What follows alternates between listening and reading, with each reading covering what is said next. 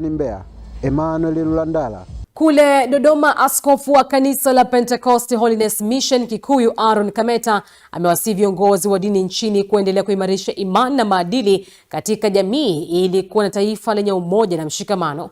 Mwandishi wetu kutoka kule Dodoma na taarifa zaidi. Akizungumza katika uzinduzi wa kanisa hilo katika kata ya Iyumbu jijini Dodoma, iliyohudhuriwa na waumini pamoja na viongozi wa dini kutoka maeneo mbalimbali, amesema kuwa kuanzishwa kwa kanisa hilo ni hatua muhimu katika kueneza neno la Mungu na kusaidia jamii kiroho. Kwa majina naitwa mchungaji Aaron Alinani Kameta, ni mchungaji wa kanisa liko Kikuyu Dodoma, lakini pia ni askofu wa jimbo la kati wa makanisa yetu ya Pentecost Holiness Mission.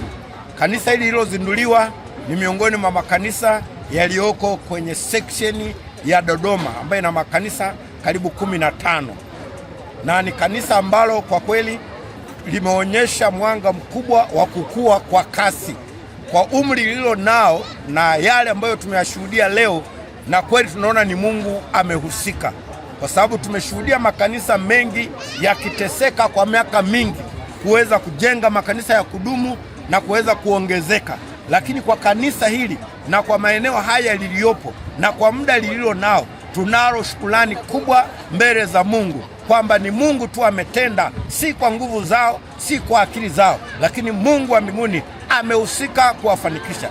Mchungaji wa kanisa hilo Joshua Ndisa amesema kanisa hilo litakuwa chachu ya mabadiliko chanya kwa wakazi wa Iyumbu na maeneo jirani, hususani katika kukuza maadili na mshikamano wa jamii.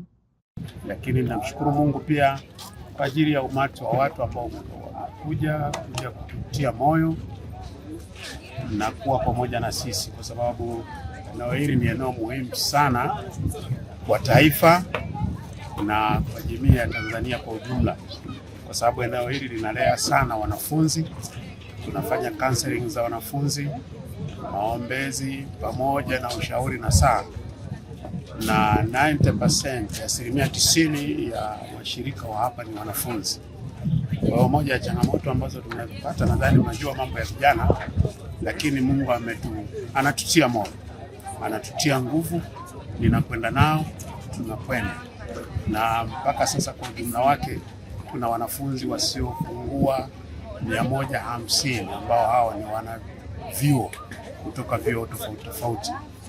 Kwa hiyo tunashukuru Mungu sana kwa kupata eneo la kuabudia, kwa sababu ilikuwa ni changamoto kubwa kupata eneo la kuabudia, mahali ambapo tunaweza tukawakusanya, tukaongea nao, tukashauriana nao, lakini tukawashauri kwenye mambo yale ya msingi ili waweze kuendana na hali ya maisha inavyokwenda, kwa sababu changamoto zao ni nyingi, mambo yanayokabili ni mengi, vitu vinavyo wasumbua ni vingi. Kuna mambo ya kiuchumi, mambo ya kiroho na mambo mbalimbali.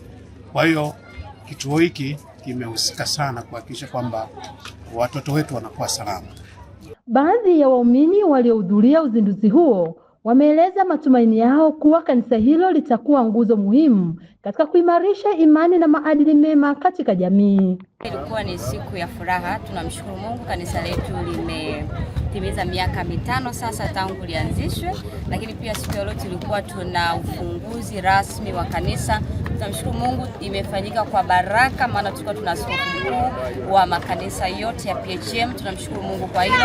Changamoto zilikuwepo, lakini tunamshukuru Mungu tuliweza na tukavuka hapo. Nimefurahi sana kufika mahali hapa kanisa la PHM ARCC, ambao siku ya leo walikuwa wanasherehekea uzinduzi wa kanisa, lakini pamoja na kusherehekea miaka 5 ya huduma tangu walipoanza. Kwa kweli namshukuru sana Mungu kwa ajili ya kanisa hili, kwa sababu miaka kama takribani 3 nyuma nilikuwa naabudu katika kanisa hili. Kiukweli jengo ambalo tulikuwa tunaabudia lilikuwa ni jengo dogo la mabati kama mlivyoona, linaonekana, lakini pia kwa hatua hii mpaka kufikia ujenzi wa kanisa kubwa namna hii, tunamshukuru Mungu. Kwa kweli ni hatua nzuri, na mahali hapa ni mahali ambapo wanachuo hasa sana wanachuo cha UDOM wanakusanyika kwa ajili ya kuja kumwabudu Mungu. Kwa kweli namshukuru Mungu sana kwa ajili ya jengo hili, kwa sababu itakuwa ni fursa pia kuwapata watu wengi sana,